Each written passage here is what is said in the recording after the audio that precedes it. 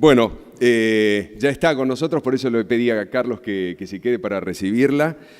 Es una prestigiosa neurocirujana cubana, reconocida internacionalmente por su destacada labor científica y como una ejemplar defensora de los derechos humanos y también de las libertades. Es miembro del Comité de Derechos Humanos de Cuba, es declarada personalidad destacada de la Ciudad de Buenos Aires en el ámbito de los derechos humanos y recibe también el doctorado honoris causa otorgado por el Instituto SADE aquí en la Argentina. Lo que podamos decir es meramente una presentación formal. Ella, en el tiempo que le va a tocar dar esta charla, seguramente va a contarles, porque de eso se trata esta cumbre internacional, es dar ejemplos de vida. La doctora Hilda Molina. Bueno, muy buenos días. Quiero agradecer en primer lugar a los jóvenes líderes y a los señores, los directivos de la Fundación Banco Ciudad que sugirieron esta invitación. Para mí es un placer conversar con jóvenes.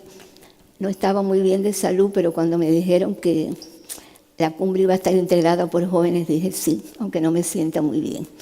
Me pidieron que me ajuste un tiempo y que en ese tiempo les transmita mis testimonios de vida, mi complicada y larga vida. Voy a tratar de ser lo más sintética posible.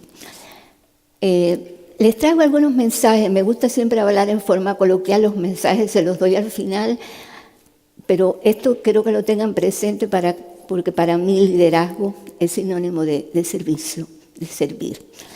Como oyeron, soy cubana, nací en el año 1943, tengo 73 años, en una Cuba que no era ni el traspatio de los Estados Unidos, ni el prostíbulo de los Estados Unidos, como se dice en una historia que se reescribió.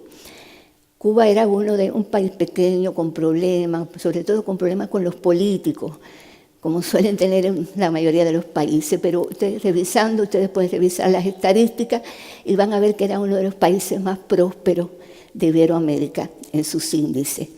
Y una cosa muy importante que nos enseñaban a todos los cubanos y que yo quiero comenzar por transmitirles a ustedes. Nos enseñaban lo siguiente: la nación cubana ha sido edificada sobre 4 pilares y si ustedes construyen su vida sobre esos pilares, van a ser toda la vida buenas personas, lo que es imprescindible después para ser un buen líder, para ser un buen dirigente, para ser un buen profesional. Hay que ser primero buena persona. En primer lugar, la familia.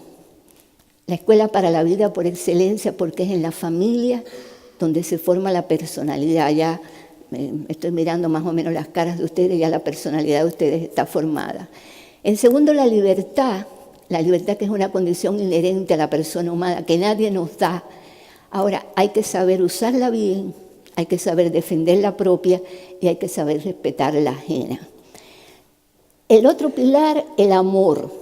Me decían unos amigos, la palabra amor se entiende como amor de pareja. Digo, entonces vamos a rescatar el significado de la palabra amor. Amor, el mejor antídoto y la mejor vacuna contra todos los males, el único sentimiento capaz por sí solo de salvar al mundo. Y que toda persona tenga un proyecto de vida digno. ¿Qué cosa es un proyecto de vida digno? No importa lo que tú quieras ser, pero que tú quieras servir a los demás, no que los demás te sirvan. Yo creía que me había aprendido bien esos pilares, en eso me educaron, en eso nos educaban a todos los cubanos. Y tenía también mi proyecto de vida digno. Yo nací en el seno de una familia adinerada. En Cuba se llamaba de la alta sociedad. Mi familia por ambas vías tenía dinero. Estudiaba en un colegio caro, pero desde pequeñita me dolía de verdad el dolor humano. Yo digo de verdad cuando uno está dispuesto a poner su vida al servicio de ayudar un poquito a que los demás no sufran. Entonces yo me preguntaba por qué hay niños sin escuela, por qué hay personas que porque no pueden pagar no tienen una medicina digna. Y yo decía, no es justo. Así pequeña mi mamá decía, pero qué complicada me ha salido mi niña. Entonces desde pequeña dije, yo quiero ser médico y siempre voy a trabajar para los que no pueden pagar. Y en mi inocencia de niña, yo pensaba que si yo aprendía a operar el cerebro, tal vez pudiera tratar de que las personas fueran mejores, fueran más generosas y no hicieran sufrir a los demás. Por eso decía, voy a ser médico para trabajar para los pobres y voy a dedicarme a operar los cerebros. No se hablaba de mi profesión, de mi especialidad, que es la neurocirugía. Y así con ese proyecto de vida, con mi vida resuelta, inclusive me había ganado una beca para estudiar medicina, no la necesitaba mi familia, pero me la había ganado en Estados Unidos, Cuba o España, cuando el 1 de enero del año 1959 se produjo un acontecimiento que cambiaría radicalmente mi vida y la de mi país. Yo tenía 15 años. Llegaba al poder el señor Fidel Castro, convocándonos al sacrificio en lo que él llamó literalmente, textualmente, en pos de una revolución de los humildes por los humildes y para los humildes. Una revolución democrática y humanitarista. Yo les confieso, y ustedes me van a entender porque son jóvenes, ubíquense esta jovencita, esta señora que están viendo aquí con 15 años, oyendo eso. Yo quería continuar con mi proyecto de vida, yo quería comenzar la carrera, que iba a comenzarla muy joven. Y sin embargo, no podía sustraerme a aquellas prédicas que me las creí, que me fascinaron. Y sobre todo, no podía sustraerme a las consignas que inundaban al país, prometiéndonos una Cuba sin los problemas que angustiaban mi adolescencia. Entonces hice lo que seguramente ustedes harían. Renuncié a mi beca, pospuse mi proyecto de vida. Me acuerdo que mi madre lloró mucho. Me decía, no, tu proyecto de vida es muy hermoso, no lo dejes. Además, este señor, me decía mi mamá, que fue una persona, mi primer paradigma en la vida, habla con odio. Y cuando se habla con odio, no es bueno. Lo que está siempre detrás del odio no es bueno. De todas maneras, no atendí a los consejos de mi madre y me puse a disposición de aquella epopeya. Cedí mi libertad, cedí mi derecho a pensar, puse mi libertad y mi derecho a pensar en las manos del señor Fidel Castro. Y yo creo que no, que el derecho a pensar con el cerebro que cada cual tiene aquí es de uno.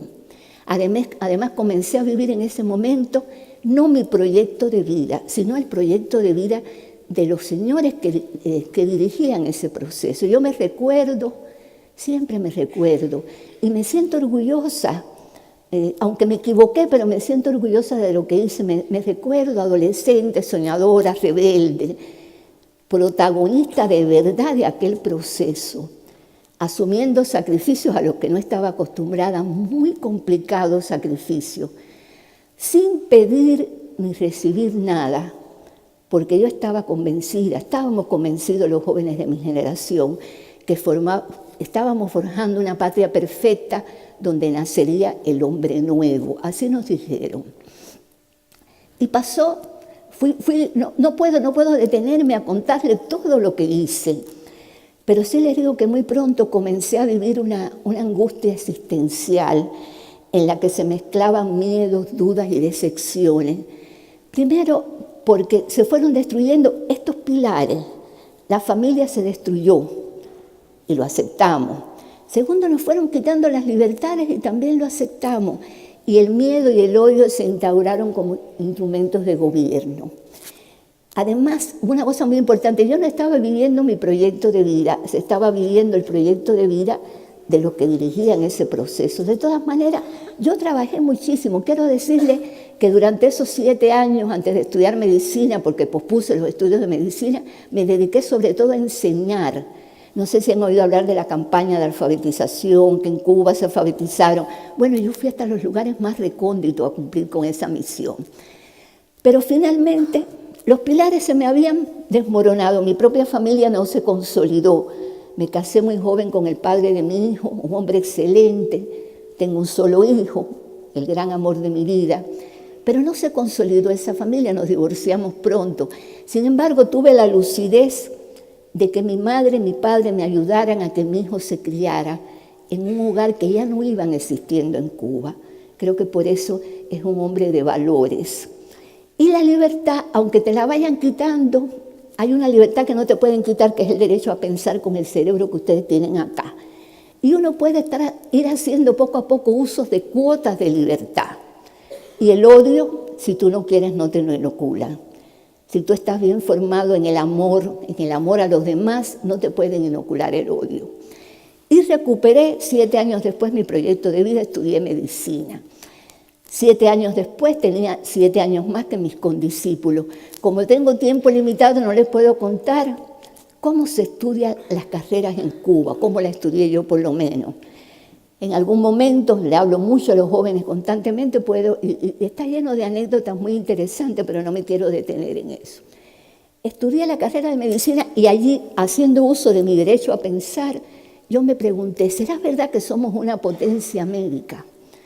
Porque ¿saben qué? Se lo digo a los jóvenes y los que ya tienen sus proyectos de vida en marcha saben que toda ciencia necesita de intercambio, necesita de intercambiar con los mejores del mundo. Es imposible que una isla tropical cerrada en el Caribe tenga la mejor medicina del mundo. Puede tener los médicos con el corazón más grande en el pecho, que eso es innegable. Pero es imposible, hace falta el intercambio. Y siempre tuve esa inquietud, más cuando vi cómo se iban desahuciando muchos enfermos neurológicos que yo no sabía si tenían cura o no, tenía que basarme en los libros con los que estudiaba. Terminé la carrera con el mejor promedio, le llaman aquí, de mi promoción, éramos 1027 médicos. Y me dieron el derecho, yo leí el juramento en nombre de todo, me dieron el derecho a hacer la especialidad que yo quería. Solamente le daban ese derecho al mejor promedio, dije neurocirugía. Entonces la neurocirugía era en Cuba inexplicablemente un ámbito masculino, de señores que, ¿cómo que va? ¿Cómo que quiere ser neurocirugía? Sí, y lo defendí y entré a estudiar neurocirugía. Y ya estudiando neurocirugía en un instituto, el más importante de las neurociencias cubanas en ese momento, ya yo me doy más cuenta de que no podemos, por lo menos en neurociencia, ser una potencia. Y entonces hice algo que estaba absolutamente prohibido en Cuba. Disculpen si yo les digo cosas que para ustedes pueden parecer irracionales, porque para cualquier joven de esta época o de otras épocas, porque hay personas acá que, por ejemplo, son un poquito más pegados a mi generación, comunicarse con el exterior es una cosa normal. No estaba prohibida, y esto que estoy diciendo no tiene una connotación política, es para que entiendan lo que tuve que hacer. La bibliotecaria del instituto me veía tan desesperada buscando una información, porque ahí estaban las revistas cubanas, los libros como los que estudiábamos. Me dice, doctora, ¿qué es lo que usted busca? Digo, información de la ciencia mundial. Y ella se atrevió a prestarme unas revisticas que tenía guardadas y que solamente podía leerlas el director. No porque el director lo quisiera, sino porque era una orden. Él hubiera querido compartirla con todo el mundo. Y allí, escondida, leí órganos fundamentales de las neurociencias cubanas, donde me di cuenta que yo estaba en lo cierto. Había una revolución de verdad en las neurociencias mundiales. Había enfermedades que ya no se desahuciaban y ya se operaba con programas de computación con técnicas mínimamente invasivas. Y yo allí llorando me juré que eso lo iban a tener los enfermos cubanos, porque ese era mi proyecto de vida, que los pobres enfermos cubanos con enfermedades neurológicas tuvieran eso. Inicié un epistolario clandestino ayudado por la bibliotecaria que iba a la calle, recogía mis cartas para que los comisarios políticos no vieran que yo estaba comunicándome con el extranjero. Y esto duró años con los más importantes científicos del mundo, neurocientíficos que me fueron enviando libros, revistas, etc. Así me fui convenciendo cada vez más de que mi proyecto era un proyecto por el que yo tenía que luchar.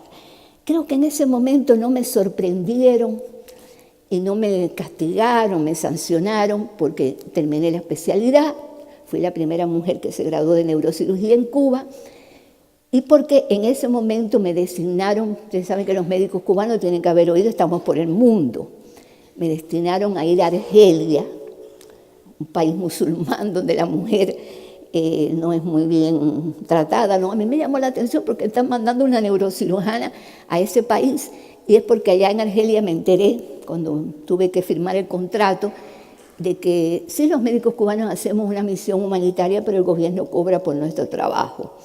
Y a mejor currículum, más pagaban. O sea que por eso designaron una mujer. ¿Qué fue importante para mí? Primero, y yo sé que debe ser, ustedes tienen que pensar que es apasionante, aunque ya yo estaba decepcionada, sabía que nos habían engañado y nos habíamos dejado engañar, pero poder llevar el trabajo de uno a un país donde la neurocirugía no estaba desarrollada, aunque trabajé muchísimo, ustedes tienen que comprender que fue apasionante, pero lo más importante es que le avisé a los científicos que me escribieran a Argelia. Y entonces imagínense, allá no había control. Yo regresé de Argelia con valijas llenas de libros, de revistas, con un proyecto tan grande como este, y eso sí quiero que me escuchen bien. Aún en condiciones muy adversas se pueden hacer proyectos monumentales, se pueden hacer proyectos de excelencia. Las neurociencias cubanas estaban muy atrasadas, pero yo quería que todo eso que esos científicos tenían llegaran a Cuba y se hiciera un centro. Y entonces diseñé el centro, pero lo más importante para cualquier desarrollo, para cualquier ciencia, para cualquier técnica, es el ser humano. Cómo lograr conseguir personas que comiendo de una cartilla de racionamiento, no teniendo un vaso de leche para tomar por la mañana, a veces no sabiendo si tiene un jabón para bañarse, trabaje en un proyecto monumental. Ahí estaba la importancia del liderazgo, como yo veo el liderazgo humildemente, porque sé que hay muchas teorías de liderazgo en el mundo, que tal vez yo no sea la más indicada para decir otras cosas, pero esta es la forma en que yo la veo. Regresé a Cuba, me senté, hice un diseño del centro, porque esos científicos estaban dispuestos a dar su ciencia. Sencillamente porque los mejores neurocirujanos que estaban en Suecia, Japón y Estados Unidos, a lo mejor no tenían una buena neurorehabilitación o no tenían buenos laboratorios de estudios básicos.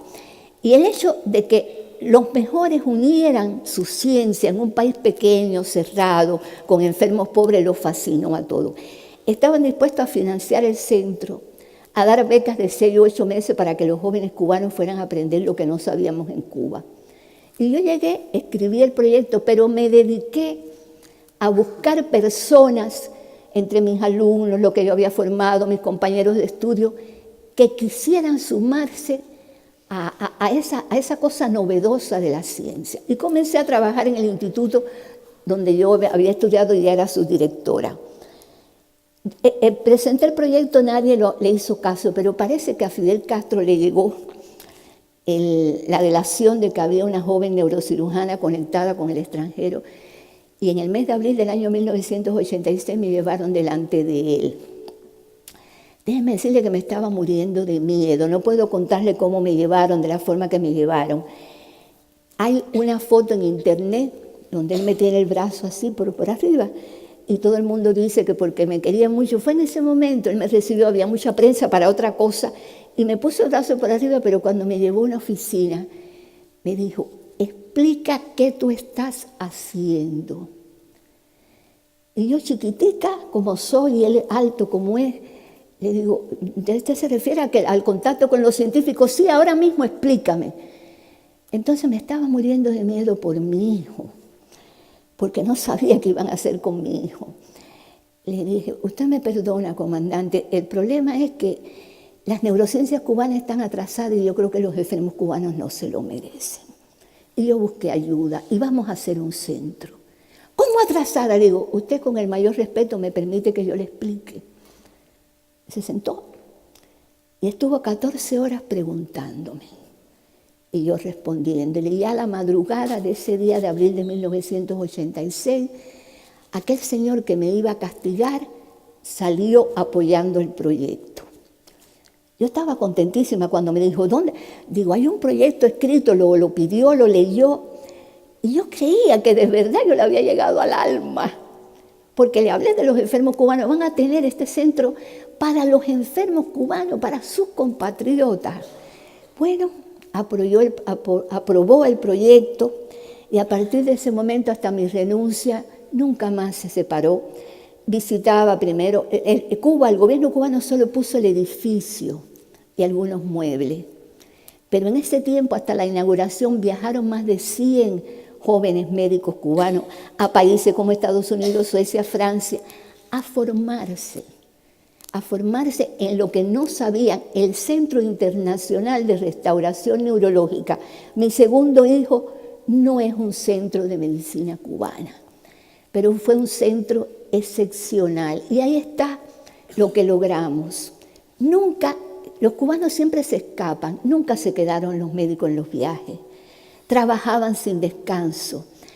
¿Qué nos movía? Primero, el ejemplo de los que los dirigíamos, que trabajábamos más que todo el mundo, la humildad con que vivíamos y la mística de trabajo, el amor por lo que hacíamos, el ver a los enfermos cubanos que no tenían nada, tratados con dignidad y a lo mejor no curados porque eran enfermedades que no se curaban, pero por lo menos mejorados.